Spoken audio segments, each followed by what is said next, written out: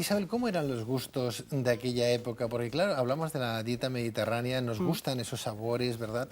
Ellos conocían el azafrán, es más, servía como de intercambio para la ruta de la seda y compañía, ¿no?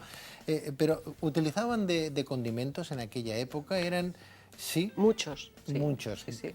La alimentación en la antigüedad era, o la cocina en la antigüedad, mejor dicho, era especiada, era la combinación de especias, los aromas servían para las clases populares, en el estrato más popular, menos pudiente, para introducir variedad en una dieta que era muy monótona, que tenía como base los cereales.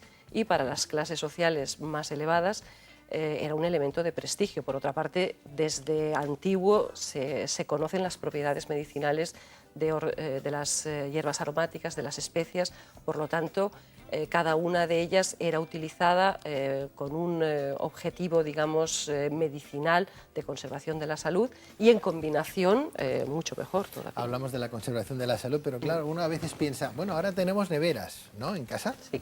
Sabemos que los egipcios, afortunadamente, Sí. los egipcios fueron casi los primeros en consumir y elaborar cerveza, ¿no? Se la tomaban un poco más caliente que la tomamos nosotros, aunque la temperatura que se la tomaban tampoco era del calor a la solana, sino la sabían guardar un poquito para que estuviera un poco más fresca de lo habitual. No tenía ni tan siquiera la textura, ni el sabor, ni el olor. Era muy diferente. Era muy diferente, pero bueno, ya tenían cerveza.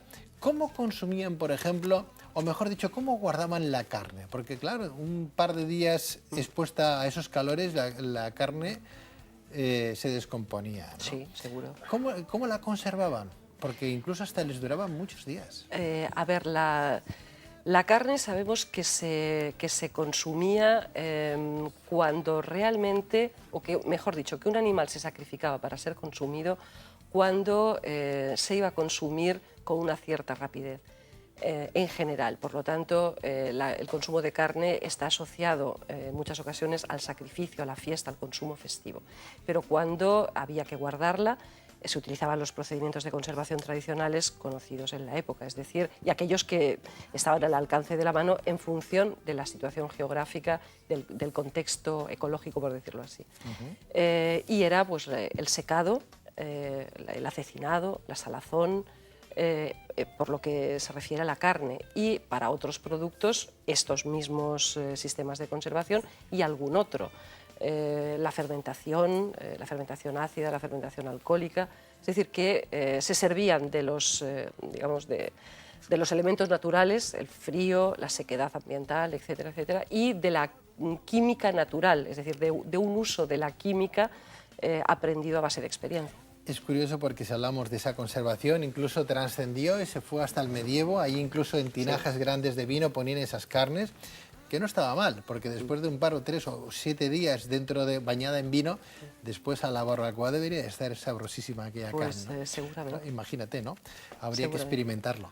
Sí. Además, el vino también se especiaba y se mezclaba con otros ingredientes, por lo tanto, cualquier producto sumergido en vino también adquiría los sabores añadidos al vino. Isabel, ¿qué quieres demostrar? ¿Qué quieres conseguir? ¿Dónde quieres llegar? ¿A qué público va dirigido este libro en la Mesa del César? La Mesa del César se dirige a un público amplio, es decir, a todo el mundo, de hecho. No es una obra erudita, no pretende sacar a la luz los rastros de la antigüedad y estudiarlos de forma excesivamente académica. Lo que pretende es poner al alcance del público en general bueno, ese conocimiento sobre cómo se comía en la antigüedad, no qué se comía, sino cómo se cocinaba y cómo han evolucionado a lo largo de los siglos, en ese periodo de la antigüedad que va desde los sumerios hasta Roma, cómo han evolucionado esas prácticas y qué han tenido en común en esa zona del mundo. Isabel, ¿has probado todas las recetas que tienes aquí en tu libro? Sí. ¿Sí? ¿Cómo están las lentejas con castañas?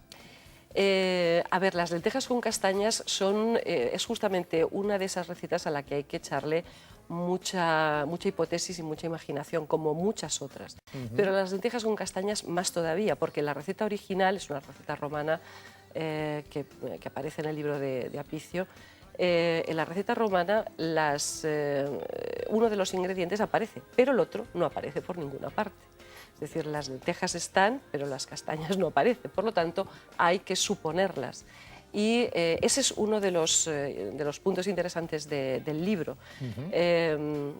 Las recetas nos dan una indicación. Recomiéndame un plato, el que más te gusta de tu libro, En la mesa del César.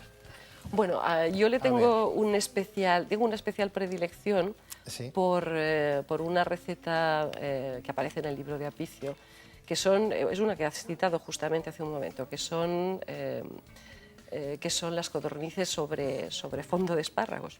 En esa sí que hay que poner imaginación, pero más que nada para desentrañar el proceso, pero no por los ingredientes, que son prácticamente o casi los mismos. En el original eran papaigos, es decir, unos pajaritos silvestres más pequeñitos que los tordos que pican la fruta, de ahí su nombre, y en la moderna yo he utilizado codornices sobre un fondo de puré de espárragos trigueros. Es una receta estupenda, que podría figurar en la carta de cualquier restaurante de alto nivel.